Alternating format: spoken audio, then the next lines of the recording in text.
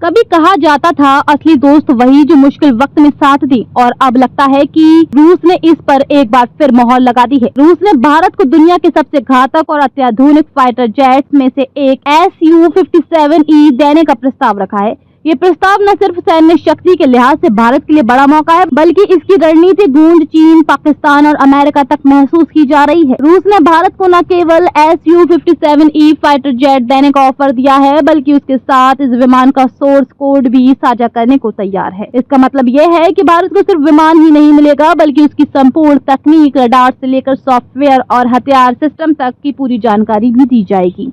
इतना ही नहीं, रूस ने भारत को इस फाइटर जेट को देश में ही निर्माण करने का लाइसेंस देने की बात भी कही है।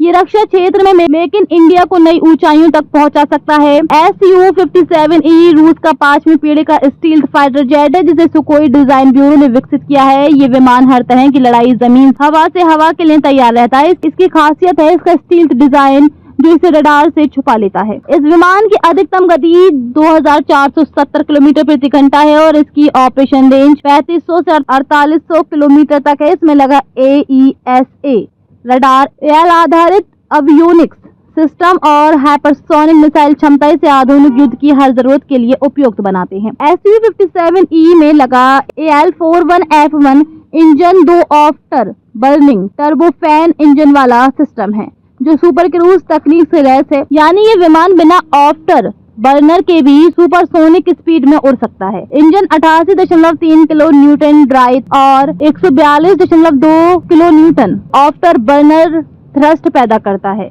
आपातकालीन स्थिति में ये 147.1 किलो न्यूटन तक थ्रस्ट दे सकता है, जो इस हवा में जबरदस्त चपलता और आक्रमण क्षमता देता है। मीडिया रिपोर्ट्स के मुताबिक भारत ने रूस से अनुरोध किया है कि वे इस विमान में भारत के विकसित उत्तम AESA radar, GAN based system और मिशन कंप्यूटर जैसे स्वदेशी उपकरण लगाए। रूस इस प्रस्ताव पर विचार कर रहा है।